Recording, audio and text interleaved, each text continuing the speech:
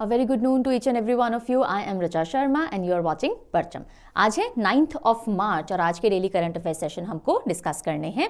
9th of March को 2024 को अगर मैं साग कैलेंडर या नेशनल कैलेंडर ऑफ इंडिया के हिसाब से आपको बताऊं तो आज फागुन महीना, कृष्ण पक्ष और उसकी चतुर्थी है, चतुर्दशी नॉट चतुर्थी, चतुर्दशी है और कल आपको अमावस्या देखने को मिलेगी। आज रात से इनफैक्ट स्टार्ट हो जाएगी।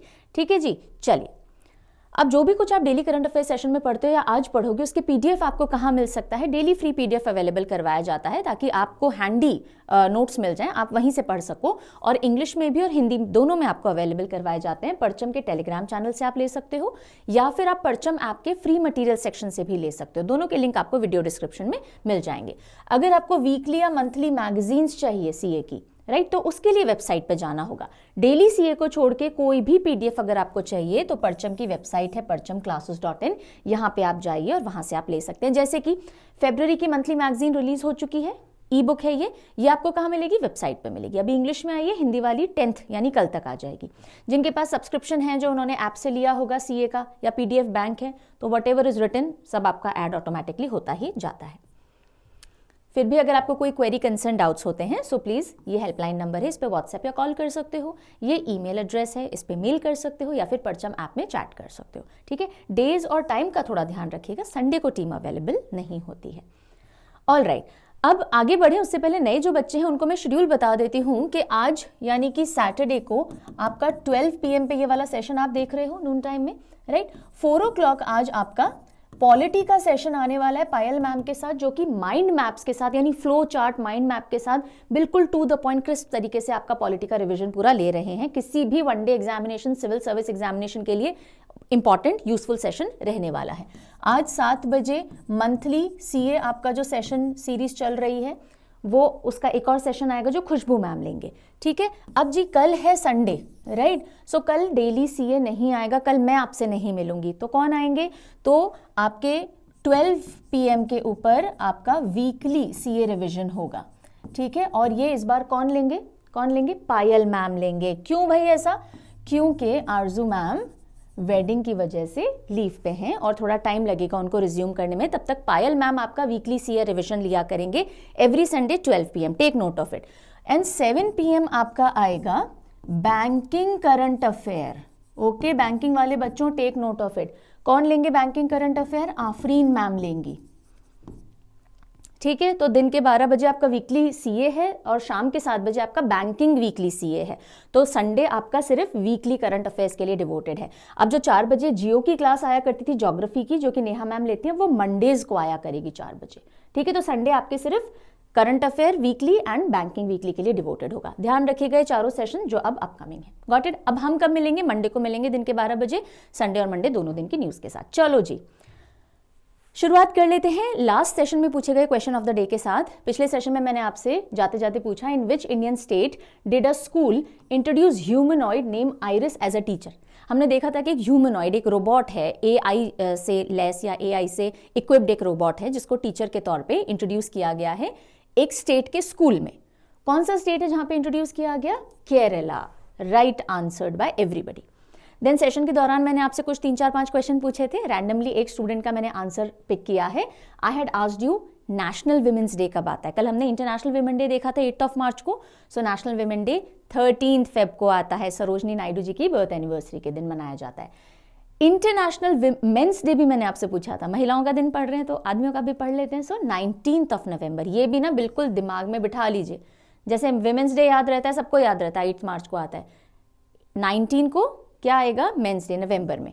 देन राज्यसभा की हम बात कर रहे थे और उसमें मैंने पूछा था, बताइए age limit, minimum age limit क्या है या मिनिमम एज क्या है to become a member of Rajya Sabha? 30 year, कम से कम 30 साल का एक व्यक्ति को होना होता है राज्यसभा मेंबर बनने के लिए। इंडिया और इंडोनेशिया के कॉन्टेक्स्ट में हम एक न्यूज़ पढ़ रहे थे, तब हमने बोला कि इंडोनेशिया की करेंसी क्या है? सो इंडोनेशियन रुपया, हमारा रूपी है, इनका रुपया है।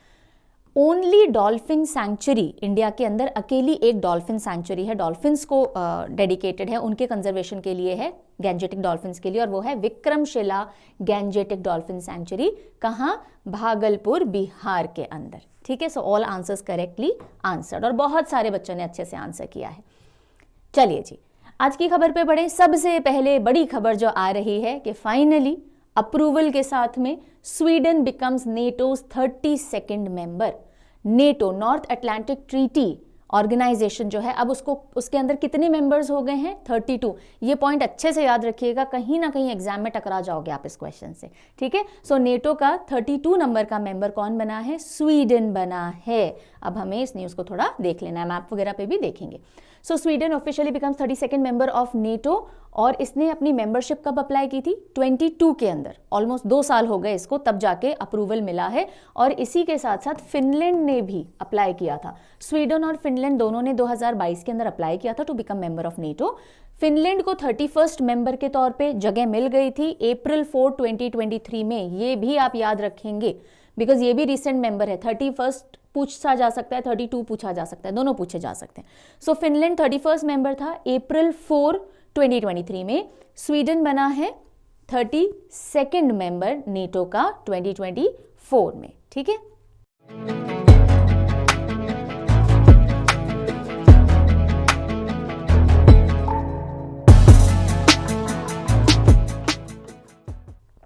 नॉर्थ अटलांटिक ट्रीटी ऑर्गेनाइजेशन के बारे में देखते हैं। पहले भी हमने बात की थी जब स्वीडन को एक बार बन गए थे चांसेस कि ठीक है मेंबर बन ही जाएगा।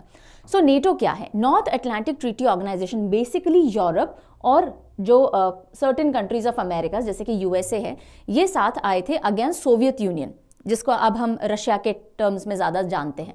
सो सोवियत यूनियन एक पावर इमर्ज हो रखी थी और उसी को काउंटर करने के लिए एक और ग्रुप बनाया गया और उसको नाम दिया गया North Atlantic Treaty Organization. Atlantic के आसपास वाली जो कंट्रीज हैं मेजरली वो देखने को इसमें मिलती हैं। सो नॉर्थ अमेरिका और यूरोप के देश साथ में आए 1949 में। कब? 1949 में वॉशिंगटन ट्रीटी के तहत इसको बनाया गया। Very important point. कौन सी ट्रीटी के तहत नेटो एग्जिस्टेंस में आई? वॉशिंगटन ट्रीटी के तहत आई। इसके हेडक्वार्टर ब्रुसेल्स बेल्जियम में है, राइट। और इसके सेक्रेटरी कौन है? जनरल जेंस स्टोल्टनबर्ग, ठीक है। और इसका मेन काम क्या है? एक तरह से मिलिट्री प्रोटेक्शन है कि जो भी नेटो का मेंबर है, किसी एक देश पे अटैक होना मतलब सारे नेटो देशों पे अटैक होना, ये इन लोग की ट्रीटी का एक हिस्सा है। इसीलिए जैसे ही यूक्रेन पे अटैक हुआ तो स्वीडन और फिनलैंड ने बोला चलो चलो भाई हम भी नेटो का हिस्सा बन जाते ताकि हम पे अटैक हो तो बाकी देश आएंगे तो बचाने के लिए, ठीक है। तो ये एक वन ऑफ द रीजंस था why this country wanted to join. ये रहा स्वीडन जो अभी रिसेंटली ऐड हुआ है, स्कैंडिनेवियन कंट्री, और ये फिनलैंड जो कि 31st मेंबर बना है। ये जो भी आप ब्लू में देख रहे हो, कनाडा, यूएसए, आइसलैंड और ये सारे countries, these are all members of NATO, North Atlantic Treaty Organization. Got it? अगली खबर भी एक ऑर्गेनाइजेशन से रिलेटेड है, एक ग्रुप ऑफ कंट्रीज से रिलेटेड है, इंटरनेशनल सोलर अलायंस, ISA। और ISA में भी एक मेंबर कंट्री और बढ़ गया है, जैसे हमने नेटो में एक मेंबर कंट्री बढ़ते देखा। Panama has become 97th member to ratify international solar alliance. Ratify का मतलब होता है प्रॉपर फाइनल अप्रूवल दे देना। एक होता है आपने साइन कर दिया इनिशियल कि ठीक है एक बार की अंडरस्टैंडिंग तो है कि हम मेंबर बनना चाहते हैं, पर हम हमारे देश में जाएंगे और डिस्कशन करेंगे, पार्लियामेंट से हो गया, मेंबर्स से हो गया, गवर्नमेंट से हो गया, फाइनली हम आपको जवाब देंगे हम बन रहे हैं मेंबर या नहीं बन रहे। उसको फाइनल जवाब देने को रैटिफाई कहा जाता है। फाइनल सिग्नेचर्स हो गए। So Panama has become the 97th member of International solar Alliance. Panama, ये सीधे सीधे याद रखो, ठीक है। कौन सा मेंबर है? 97। इंटरनेशनल सोलर अलायंस के रूट्स इंडिया से जुड़े हुए हैं, क्योंकि इंडिया और फ्रांस ने मिलकर के ही इस अलायंस की शुरुआत की थी।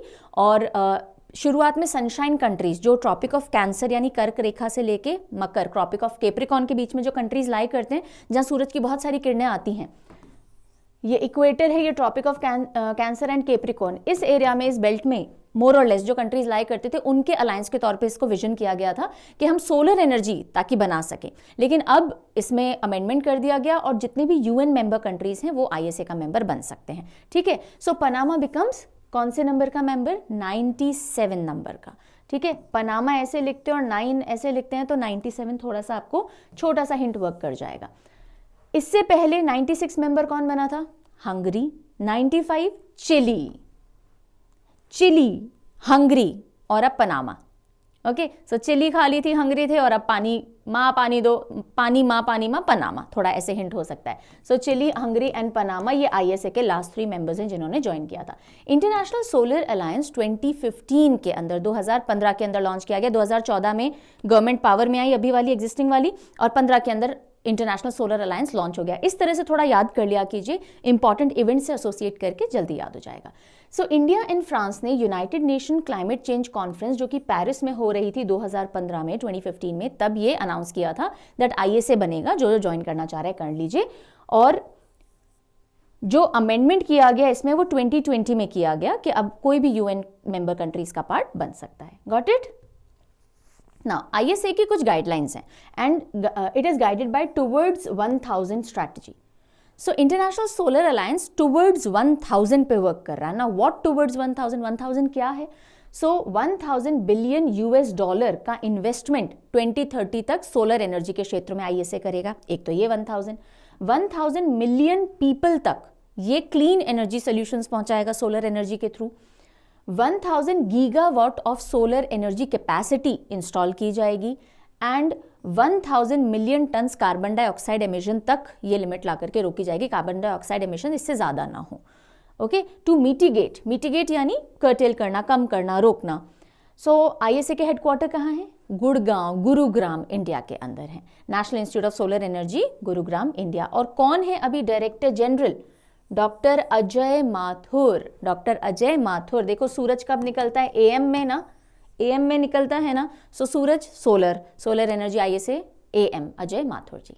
ठीक है, प्रेसिडेंट का नाम आप बताओगे, मुझे बताइए who is the president of ISA International solar Alliance? Write down in the comment section. अगली जो न्यूज आ रही है अब डिफेंस सेक्टर से रिलेटेड आ रही है and that is related to INAS 334।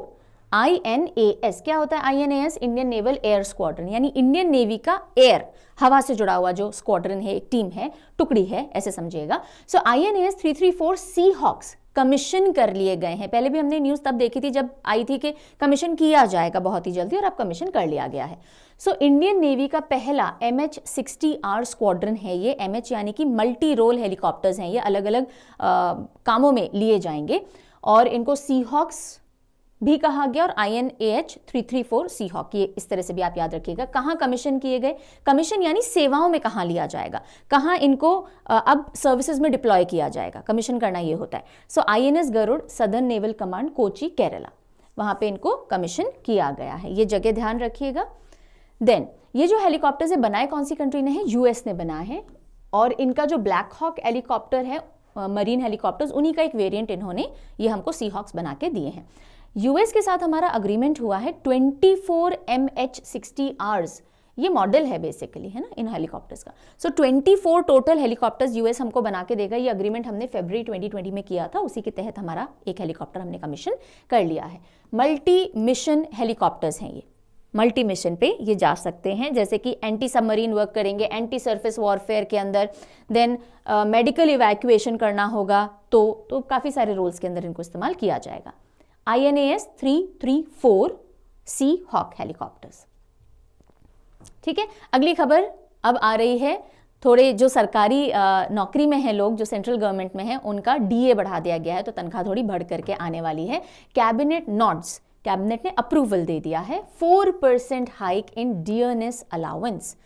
Dearness allowance क्या होता है? महंगाई भत्ता जिसे हम बोल देते हैं, राइट। जैसे जैसे इन्फ्लेशन आता है तो आपकी सैलरी जस्टिफाई करती हुई होनी चाहिए बढ़ती महंगाई के साथ में, तो डियरनेस अलाउंस दिया जाता है और उसमें 4% हाइक को अप्रूवल मिल गया है।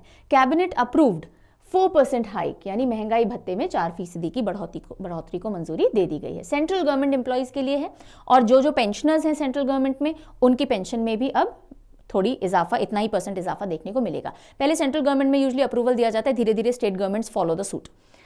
सो इस मूव से करीब 49.18 लाख एम्प्लॉयज एंड करीब 67.95 लाख पेंशनर्स का और भला होगा। ये डेटा आपको याद रखने की ज़रूरत नहीं है। ये जो चेंज है या ये जो हाइक है, ये कब से इफेक्ट में आएगा? 1 जनवरी 2024 से ही इसको इम्प्लीमेंटेशन में माना जाएगा और जो टाइम निकल गया उसका एरियर यानी कि अगली तनख्वाह में जोड़ करके दे दिया जाता है यूजली। ठीक है जी, चलिए फिर हम आते हैं प्रेसिडेंट मुर्मू जी से जुड़ी एक नॉमिनेशन की खबर पे। सो प्रेसिडेंट मुर्मू, उन्होंने द्रौपदी मुर्मू जी ने नॉमिनेट किया है राज्यसभा के एक सदस्य को, और उनका नाम क्या है? Sudha Murthy ji. Very popular educationist, author, philanthropist यानी जो समाज सेवी कामों में लगे हुए होते हैं। सो प्रेसिडेंट मुर्मू जी ने नॉमिनेट किया है फिलैंथ्रोपिस्ट सुधा मूर्ति जी को टू राज्यसभा। राज्यसभा में कितने नॉमिनेटेड मेंबर्स हो सकते हैं? 12 हो सकते हैं, 12 हो सकते हैं, और सुधा मूर्ति जी उनमें से एक होंगी। So she has been nominated. News तो इतनी सी है। ओके, अब राज्यसभा के बारे में थोड़ा स्टैटिक एंगल से हम देख लेते हैं। राज्यसभा आ गया न्यूज़ में, तो अब राज्यसभा से कुछ भी पूछ सकता है एग्जामिनर। आर्टिकल 80 जो है हमारे कॉन्स्टिट्यूशन का, वो बात करता है मेंबर्स ऑफ राज्यसभा के अलग अलग प्रोविजंस के बारे में, उनकी एलिजिबिलिटी, कितने टेन्योर के लिए सर्व करेंगे, एटसेट्रा। ठीक है, so Rajya Sabha 80th number of article है जो इसके मेंबर्स के बारे में बात करता है। 250 से ज्यादा मेंबर्स राज्यसभा में नहीं हो सकते। इन 250 में से 12 नॉमिनेटेड होंगे, बाकी जो मेंबर्स बचे हैं यानी कि 238 वो इलेक्टेड मेंबर्स हो सकते हैं स्टेट और यूनियन टेरिटरी से जो आएंगे। मिनिमम एज कितनी होनी चाहिए टू बी राज्यसभा मेंबर? ये मैंने आपसे कल ही पूछा था, मतलब लास्ट क्लास में। सो 30 होनी चाहिए। हर एक जो मेंबर है वो कितने कार्यकाल के लिए, कितने सालों के लिए राज्यसभा का मेंबर रह सकता है? 6 years। कितने के लिए? 6 years के लिए इलेक्ट किया जाता है। और 1/3 मेंबर्स जो हैं वो हर 2 साल में रिटायर हो जाते हैं, ताकि रोटेशन चलता रहे, पूरा हाउस एक साथ डिसॉल्व नहीं हो। वाइस प्रेसिडेंट ऑफ इंडिया जो होते हैं, by virtue of being the vice president, यानी वाइस प्रेसिडेंट होने की वजह से वो एक्स ऑफिशियो चेयरमैन बनते हैं राज्यसभा के। एक्स ऑफिशियो यानी because by being on a certain position आप चेयरमैन बन जाते हो राज्यसभा के। तो जो भी वाइस प्रेसिडेंट होगा इंडिया का, अभी कौन है? धनखड़ साहब हैं, तो वो चेयरमैन है राज्यसभा के। Got it? क्लियर है? चलें आगे। अगली खबर अगेन नेशनल न्यूज से ही हम देख रहे हैं। इंडिया एआई मिशन को कैबिनेट का अप्रूवल मिल गया है। India AI mission, artificial intelligence में इंडिया अपनी अमिट छाप छोड़ना चाह रहा है। उसके लिए बहुत जरूरी है कि हम एआई से रिलेटेड सपोर्टिव इकोसिस्टम प्रोवाइड कर सकें, यहाँ पे ऐसा इंफ्रा दें ताकि एआई पे जो काम करना चाह रहे हैं वो काम कर सकें। हमारे पास ब्रेन्स बहुत अच्छे हैं पर इंफ्रास्ट्रक्चर इतना स्ट्रांग नहीं था, उसी को स्ट्रांग करने के लिए AI mission, India AI mission को अप्रूवल मिला है। अब what is it all about? तो पहले यहीं पोस्टर से ही समझो, फिर हम थियोरी पोर्शन पे जो लिखा है उस पे चलेंगे। सो कितने बजट आउटले रखा गया है? 10,371.92 करोड़ का बजट आउटले रखा गया है। मेन एम क्या है इस पे तो अभी हम और बात कर लेंगे। अच्छा, ऐसे केसेस में बजट आउटले याद रखना पड़ेगा। जो भी कोई स्कीम्स आती हैं, मिशंस आते हैं जो मेगा लेवल के हैं, नेशनल लेवल के हैं, उनके बजट पे थोड़ा सा नजर, मतलब बजट आउटले पे कितनी राशि एलोकेट की जाएगी इस पूरे मिशन को, ये थोड़ा ध्यान रखना होगा। इस मिशन का मेन एम क्या है? एक कॉम्प्रिहेंसिव इकोसिस्टम बना दें जिससे कि इनोवेशन जो है एआई में उसको बढ़ावा मिल सके। देखिए, हर किसी के पास में इतने संसाधन नहीं होते हैं। एआई बहुत महंगा जोन है, ऐसे ही नहीं बन जाते एआई के अंदर टूल्स और इनोवेशंस। उसके लिए आपको सिस्टम देने पड़ेंगे। तो ऐसी एक मार्केट प्लेस बनाई जाएगी जहाँ पे पूरे जो टेक्नोलॉजी के लिए सपोर्ट है वो प्रोवाइड किया जाएगा, so that people can come and work. जो कंपनीज एआई के अंदर हैं उनको टेंडर बेसिस पे यहाँ पे पोजीशन दी जाएगी। इसी तरह का पूरा एक सिस्टम बनाया जाएगा। सो स्ट्रेटेजिक प्रोग्राम्स और पार्टनरशिप, पब्लिक प्राइवेट पार्टनरशिप के तहत ये पूरा एक इकोसिस्टम डेवलप किया जाएगा जिससे कि हाईली एडवांस्ड टेक्नोलॉजीज अवेलेबल रहें, वहां आकर के काम करने के लिए सुविधाएं मिले, and people can come and work over there. To be implemented by India AI independent business division IBD under digital India camp corporation. और मिशन कंपोनेंट्स क्या हैं, किन किन चीज़ों पे मेनली फोकस कर रहे हैं? काफ़ी सारे मिशन कंपोनेंट्स हैं, 2 यहाँ पे हम देख रहे हैं। इंडिया एआई कंप्यूट कैपेसिटी, हमारी जो एआई बनाने की उसको और एनहांस करने की कैपेसिटी है वो एनहांस होनी चाहिए। हाई एंड स्केलेबल, जिसको हम मेगा लेवल पे ले जा सकें, ऐसा एक इकोसिस्टम हम बना दें। दूसरा, India AI innovation centre, indigenous large multi modal models, यानी ऐसे इनोवेशन सेंटर्स हम इन प्लेस ले आएं जहां पे लोग आकर के फिर R&D करें और एआई के क्षेत्र में काम कर सकें। Next, okay, so cabinet approves India AI mission with 10,372 approximately crore, और ये अगले 5 सालों के लिए आउटले रखा गया है। ठीक है जी, पहली चीज तो ये हम हमारी कंप्यूटिंग कैपेसिटी जो कि हाई एंड हो, स्केलेबल हो, स्केलेबल यानी आप छोटे से शुरू कर रहे हो पर बड़े तक ले जा सको, ऐसी होनी चाहिए। और इसी के लिए 10,000 या ज़्यादा ग्राफिक प्रोसेसिंग यूनिट्स इंस्टॉल की जाएंगी। ग्राफिक प्रोसेसिंग यूनिट्स, और ये पब्लिक प्राइवेट पार्टनरशिप में होंगी। एक एआई का मार्केट प्लेस भी इस्टेब्लिश किया जाएगा जहां पर एआई एज अ सर्विस दी जा सकेगी और प्री ट्रेन्ड सिस्टम्स रहेंगे, आकर के आप उन पे फर्दर वर्क कर सकते हो, और इसके लिए public private partnership in place होगी। देन अगली खबर के लिए इंडियन ऑयल की तरफ मूव करते हैं। इंडियन ऑयल जो कि इंडिया की लार्जेस्ट ऑयल कंपनी है, वो उसने प्रोड्यूस किया है फॉर्मूला 1 फ्यूल। मतलब ऐसा फ्यूल प्रोड्यूस किया है जो फॉर्मूला 1 रेसिंग के अंदर यूज में लिया जाएगा, अप्रूवल मिल चुका है। पहली बार इंडिया से किसी कंपनी का फ्यूल फॉर्मूला 1 रेसिंग में यूज में लिया जाएगा। Okay, so Indian oil produces formula 1 fuel in India and it is the largest oil company. उस फ्यूल का नाम क्या है? Storm fuel. स्टॉर्म तूफान है ना, सो स्टॉर्म फ्यूल, ये फ्यूल डालते ही आपकी गाड़ी एकदम तूफान की तरह उड़ेगी। अब ये जो F1 रेसिंग है, यानी जैसे हम फॉर्मूला 1 रेसिंग कहते हैं, हाई स्पीड रेसिंग होती है, बाइक पे भी होती है, कार पे भी होती है। इनको जो अप्रूवल जो फ्यूल सिलेक्ट हुआ है वो Asian region motorcycle road racing championship के लिए हुआ है, जो फ्यूचर में कंडक्ट होगी। इंडिया से पहली कंपनी बन जाती है इतने हाई स्पेसिफिकेशन वाला फ्यूल मैन्युफैक्चर करने वाली, और इसके CMD कौन है? श्रीकांत माधव वैद्य। श्रीकांत माधव वैद्य। चलो जल्दी से मुझे बता दो, IOC किस तरह की CPSE है, यानी कि क्या ये मिनी रत्न है, नवरत्न है, महारत्न है? ठीक है, बताइए मुझे।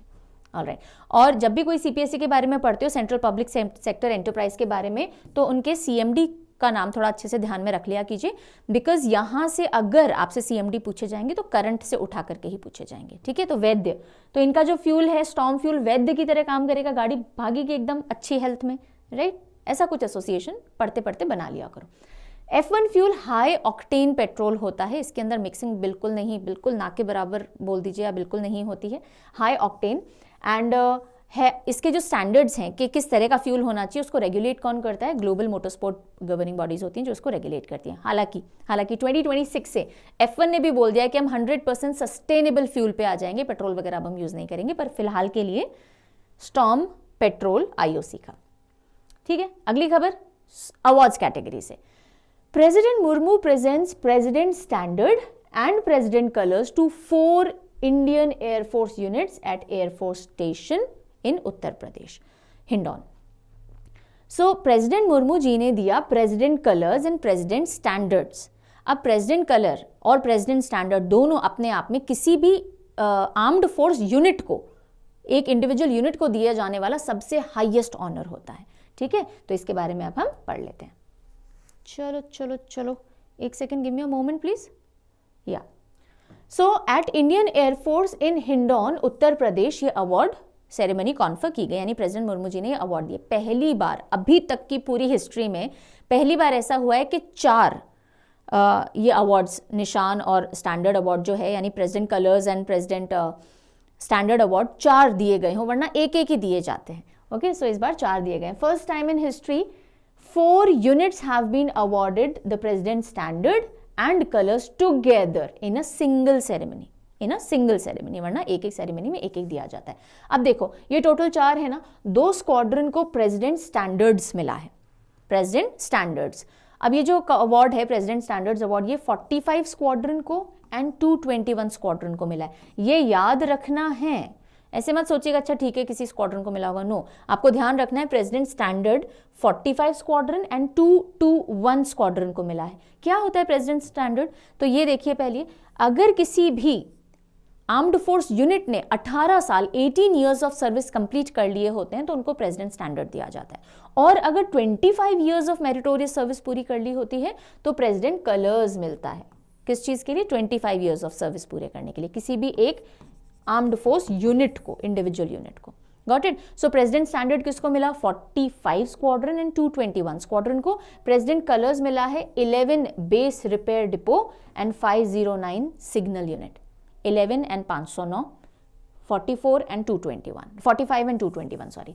ठीक है, समझ में आ गया क्या होता है president colours and standard? Highest military honour for any armed force unit. Got it जी? चलिए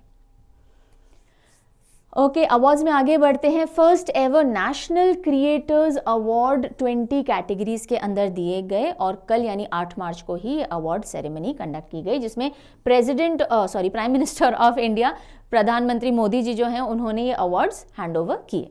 ठीक है। सो 20 कैटेगरीज हैं, क्या हर एक कैटेगरी का नाम रटने की जरूरत है? इन माय ओपिनियन नो, लेकिन एट द सेम टाइम पहली बार ये अवार्ड्स दिए गए हैं तो चांसेस आर क्वाइट हाई कि यहाँ से एक क्वेश्चन तो आपको एग्जाम में देखने को मिल जाए, ठीक है। सो एक बार उस लिस्ट को मैंने आपको पूरा प्रोवाइड किया है, गो थ्रू जरूर से कर लीजिएगा। पीएम मोदी ने अवार्ड किया है यंग क्रिएटर्स को नेशनल क्रिएटर्स अवार्ड। कहाँ हुए ये सेरेमनी? भारत मंडपम न्यू दिल्ली के अंदर हुई है और बहुत सारे डोमेन्स में अवार्ड दिए गए, राइट। जैसे कि सोशल मीडिया स्टोरी टेलिंग, अच्छा कुछ को मैंने ना डार्क कर रखा है तो इन पे थोड़ा अच्छे से एम्फेसिस दे दीजिएगा, बिकॉज जो भी गवर्नमेंट के इंस्टा हैंडल्स थे या सोशल हैंडल्स थे वहाँ पे इन अवार्ड्स को थोड़ा और अच्छे से एम्फेसाइज करके बताया गया। So disruptor of the year किसको मिला? रणवीर अलाहाबादिया को। Social change, creative social change, Jaya Kishori जो कि भागवत कथाएं करती हैं। एग्रीकल्चर इम्पैक्ट के लिए लक्ष्य दबास। कल्चरल एम्बेसडर मैथिली ठाकुर, सब जानते होंगे काफ़ी पॉपुलर है, इनफैक्ट ये सारे लोग काफ़ी पॉपुलर हैं। ट्रैवल कंटेंट क्रिएटर कामिया जानी जो कि कर्ली टेल्स प्लेटफॉर्म अपना चलाती हैं। टेक इनोवेशन के लिए टेक्निकल गुरुजी के गौरव चौधरी।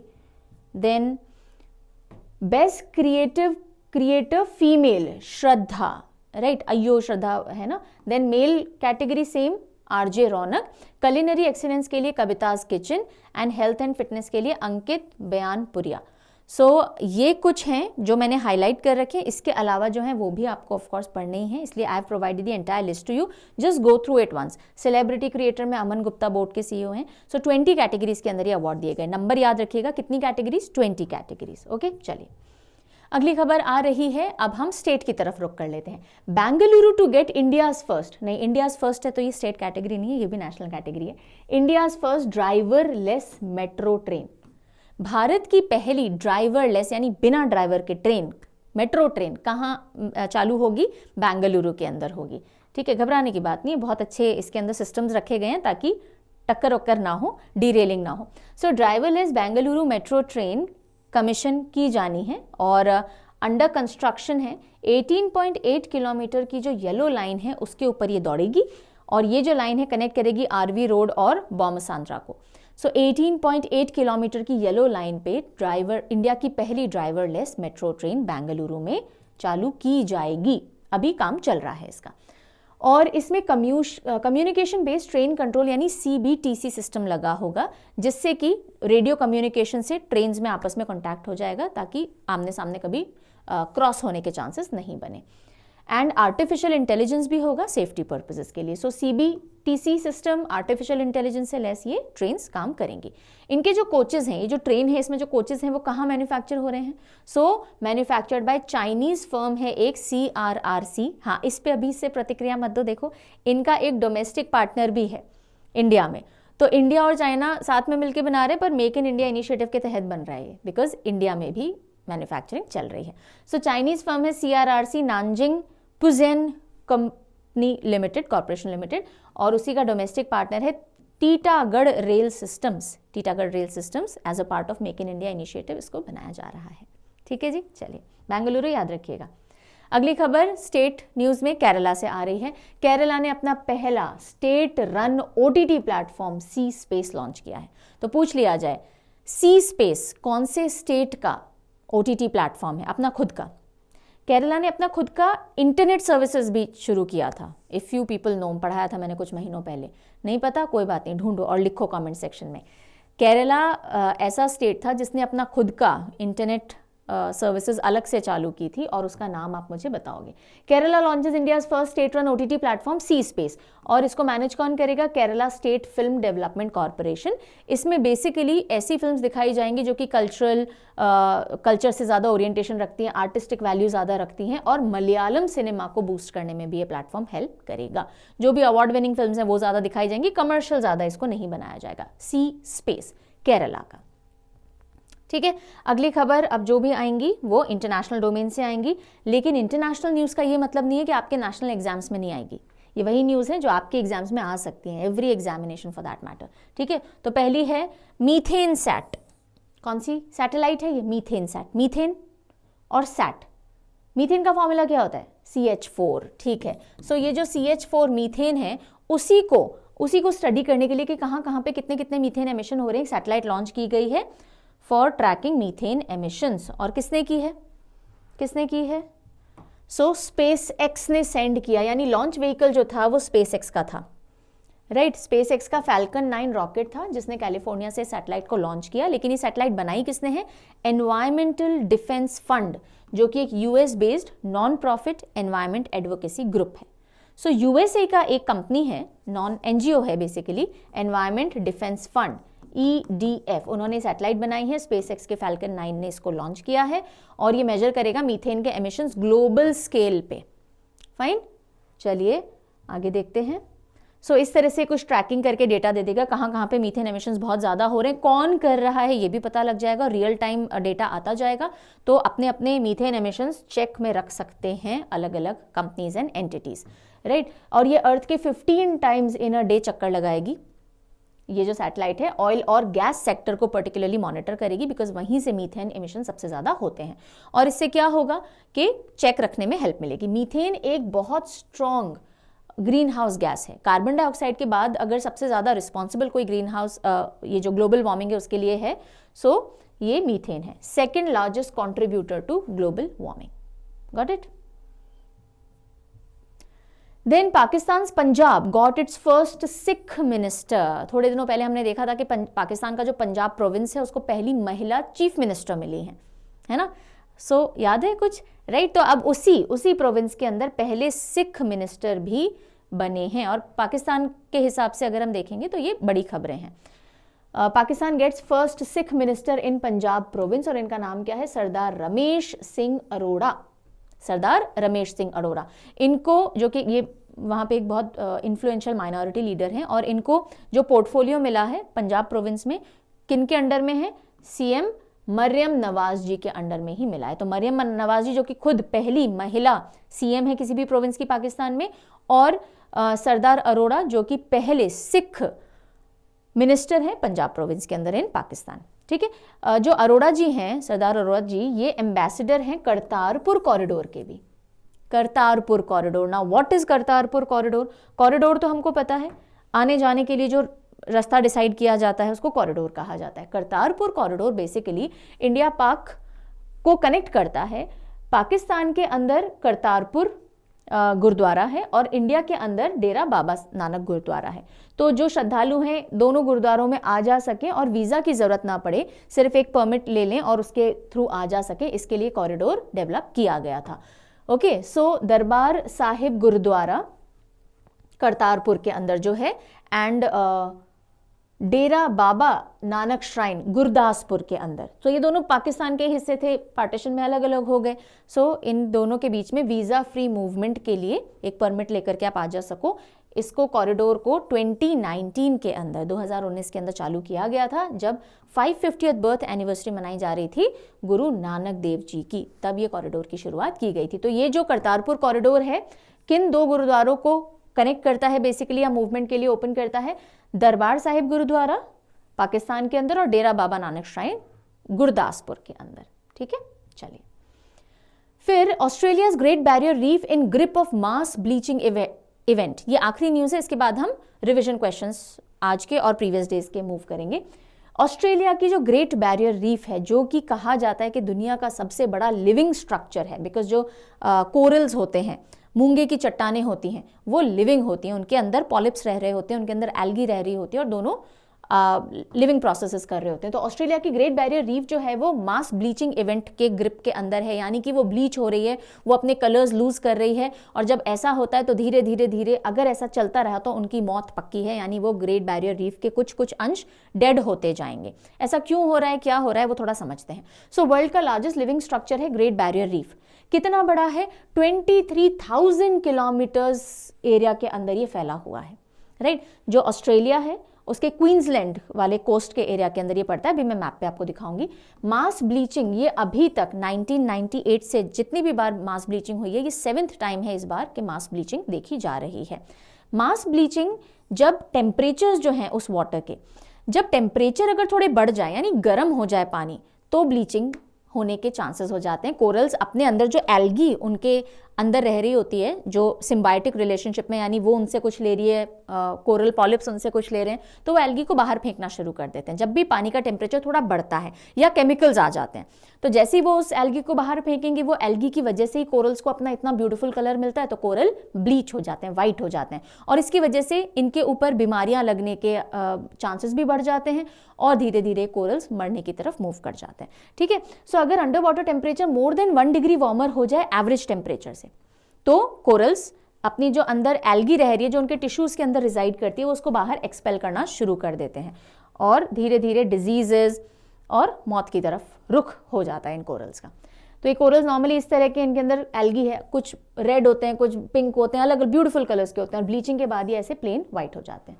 ठीक है, अभी एक सिम्बायोटिक रिलेशनशिप है। सिम्बायोटिक रिलेशनशिप क्यों है? क्योंकि देखिए, ये जो एल्गी है, algae nitrogen, phosphorus, metabolic waste जो ये कोरल जनरेट कर रहे हैं उसको यूज करती है, और ये जो एल्गी फोटोसिंथेसिस प्रोड्यूस करती है, फोटोसिंथेसिस करती है, उससे ऑक्सीजन प्रोड्यूस करती है, वो ये कोरल पॉलिप्स यूज कर लेते हैं। कोरल होते क्या है? कोरल होते क्या है पहले ये समझो, क्योंकि ऑब्वियसली सबसे पहला क्वेश्चन आपके दिमाग में आ ही रहा होगा। तो ये एक मरीन इनवर्टिब्रेट होते हैं, जिनकी बैकबोन नहीं होती, वर्टिब्रे नहीं होती है, ठीक है, रीढ़ की हड्डी नहीं होती है, उनको हम इन्वर्टिब्रेट कहते हैं। तो ये मरीन इन्वर्टिब्रेट समुद्र में रहने वाले होते हैं, फाइलम नीडेरिया को बिलोंग करते हैं। ये बेसिकली पॉलिप्स हैं, ठीक है, इस तरह के एक ऑर्गेनिज्म है, छोटे छोटे पॉलिप्स हैं, जो कि एक हार्ड शेल स्केलेटन रिलीज करते हैं, नॉट शेल, तो हार्ड कैल्शियम फॉस्फोरस का एक स्केलेटन जैसा वो बना लेते हैं, और उसकी वजह से वो जब सॉलिडिफाई हो जाते हैं तो टाइट पत्थर जैसे चट्टाने हो जाती हैं ये, राइट। तो ये बोनी स्ट्रक्चर्स, कार्बोनेट के स्ट्रक्चर्स अपने आसपास बना लेते हैं। अब इस प्रोसेस के दौरान जो भी फॉस्फोरस हो गया, नाइट्रोजन हो गया, ये रिलीज करते हैं, वो एल्गी यूज कर लेती है, एल्गी की ऑक्सीजन ये यूज कर लेते हैं, सिम्बायोटिक रिलेशनशिप चल रही होती है। टेम्परेचर बढ़ने से या केमिकल्स आने से ये सब गड़बड़ हो जाता है। Got it? ये देखिएगा, ये ऑस्ट्रेलिया है, ऑस्ट्रेलिया के इस हिस्से की हम बात कर रहे हैं, ये क्वींसलैंड वाला हिस्सा, और ये पूरी लेंथ के ऊपर ये कोरल रीफ्स हैं। पैसिफिक ओशन के अंदर of the north eastern coast of Queensland, Australia के अंदर ये हैं। Longest and largest coral reef system है इंडिया के, कौन से? Great Barrier coral reef. UNESCO world heritage site भी इनको घोषित किया हुआ है 1981 के अंदर। So am I making myself clear, am I making sense to you people, कि जो एल्गी है ये बाहर आ रही है, और उसकी वजह से जो कोरल्स हैं वो they are dying out. Got it? चलिए, तो ये हो गई जितनी भी इंपॉर्टेंट खबरें थी आज की, और अब हम चलते हैं रिवीजन क्वेश्चंस की तरफ। Are you ready?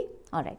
उससे पहले बच्चे जो नए आए हैं, करंट अफेयर आप यहाँ से तैयार कर सकते हो, किसी कोर्स को लेने की आपको मेरे ओपिनियन में जरूरत नहीं है। डेली करंट अफेयर पढ़िए, वीकली रिवीजन कीजिए, मंथली रिवीजन कीजिए, मंथली मैगजीन आप ले सकते हो, नॉमिनल वैल्यू की है, और वहीं से आप अपने थर तैयारी कर सकते हो। अगर आपको जनरल अवेयरनेस की तैयारी करनी है तो टारगेट 2024 का कोर्स चल रहा है, और परचम ऐप पे आपको मिल जाएगा। एसएससी के अंडर में जो भी एग्जाम है, आप यहाँ से पूरी जनरल अवेयरनेस अपनी तैयार कर सकते हो, किसी और सोर्स को रेफर करने की जरूरत नहीं है।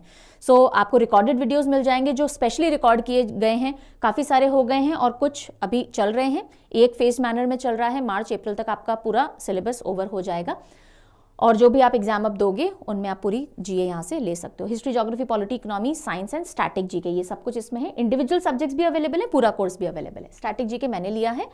So please check out the free lectures, please check out the introductory video, and कोई प्रॉब्लम हो तो हेल्पलाइन को कांटेक्ट कर लीजिएगा। डिस्काउंट्स अवेलेबल हैं, please take note of it. Question दे दिया है मैंने पहले, ताकि जो पुराने बच्चे हैं क्वेश्चन आंसर करना शुरू कर सकें। Where was the commissioning ceremony of INAS 334 seahawks held? INAS 334 seahawk जो हेलीकॉप्टर्स हैं वो कमीशन किया गया है पहला, तो उसकी कमिश्निंग सेरेमनी कहाँ हुई? कहाँ हुई? INS गरुड़ कोची के अंदर हुई। Very nice. अगला क्वेश्चन देखेंगे। ऑलराइट, बताइएगा। Which is India's largest oil company that will start manufacturing fuel used in Formula 1 racing? Formula 1 racing में जो फ्यूल यूज होगा वो बनाने वाली इंडिया की पहली ऑयल कंपनी कौन सी है? आंसर क्या होगा? Indian oil corporation limited. Alright. Recently which country officially join NATO becoming 32nd member? 32 number का 32वां मेंबर नेटो का कौन सा देश बन गया है? Answer is Sweden. 31st कौन सा था? फिनलैंड था। Okay. Who one the award for best creative for social change at the national creators award 2024। मैंने बहुत एम्फेसिस देके नहीं पढ़ाई ये न्यूज़, क्यों? क्योंकि पूरी टेबल ही आपको ध्यान करनी है, लेकिन फिर भी सोशल चेंज यानी सामाजिक परिवर्तन के लिए जो अवार्ड है वो किसको दिया गया है? आंसर क्या होगा? Even if you do not know, Jaya Kishori ji को दिया गया है सोशल चेंज लाने के लिए। Okay, then cultural ambassador Maithili Thakur ji को मिला था। Which two squadrons receive president standard 2024 में? हाल ही में प्रेसिडेंट स्टैंडर्ड कौन से 2 यूनिट्स को मिला है? ओके, सो यहाँ पे स्टैंडर्ड ध्यान रखिएगा, कलर्स नहीं पूछा जा रहा है। स्टैंडर्ड किसको मिला है? सी 45 एंड 221 स्क्वाड्रन को। पिछले कुछ दिनों की न्यूज़ क्वेश्चंस देखते हैं ताकि वो न्यूज़ भी थोड़ा टच में आपके रहे। Under which scheme will the experience of spirituality at Chitrakoot Ghat project be initiated? हमने देखा था हाल ही में मध्य प्रदेश के अंदर experience of spirituality at Chitrakoot Ghat, ये प्रोजेक्ट इनॉग्रेट किया पीएम मोदी जी ने। आपसे पूछा जा रहा है कौन से प्रोजेक्ट के तहत इसको इनिशिएट किया? कौन सी स्कीम के तहत इस प्रोजेक्ट को इनिशिएट किया? स्वदेश दर्शन 2.0, जिसके चलते जो टूरिस्ट साइट्स हैं उनको डेवलप किया जाता है। What is the length of India's first under river metro tunnel? India का पहला अंडर रिवर मेट्रो टनल हमने देखा कि हुगली रिवर के नीचे वेस्ट बंगाल के अंदर चालू हुआ है, लेकिन कितनी लेंथ है उसकी? पढ़ाया था मैंने, 520 मीटर्स। यस, एग्जाम में क्वेश्चन ऐसे भी बनते हैं, सो ओवरलुक नहीं करना इन डिटेल्स को। Who has been selected to receive USGA Bob Jones Award 2024? Golf की दुनिया में दिया जाने वाला यूएसए के अंदर सबसे हाईएस्ट अवार्ड माना जाता है इसको। किसको मिला? टाइगर वुड्स को सिलेक्ट किया गया है इनको इस अवार्ड के लिए। What is India's rank in world banks women business and law index out of 190 countries? 190 countries में से इंडिया का क्या रैंक है वर्ल्ड बैंक के women business and law index के अंदर? पढ़ लिया था हमने 1-2 दिन पहले। 113 रैंक है हमारा, and this is your question of the day. Consider these 2 statements. Not correct कौन सी है वो बतानी है। So Sweden has become 32nd member of NATO. एक तो ये स्टेटमेंट मैंने दी है। NATO was formed in 1949 with the signing of Warsaw Pact. ये 2 स्टेटमेंट है, बताइए इन दोनों में से कौन सी करेक्ट नहीं है। और इसी के साथ आज का सेशन यहीं खत्म करेंगे। अब मैं आपको मिलूंगी मंडे को दिन में 12 बजे। ध्यान रखिएगा, आज शाम को आपका मंथली जो सेशंस चल रहे हैं खुशबू मैम के साथ, उसका एक और पार्ट आएगा। कल संडे है, दिन के 12 बजे आपका वीकली रिवीजन पायल मैम लेंगी। शाम के 7 बजे बैंकिंग वाले बच्चों डू नॉट मिस, खास तौर पे आपके लिए लाया जा रहा है banking weekly session. See you soon, take good care of yourself, have a happy weekend, bye bye.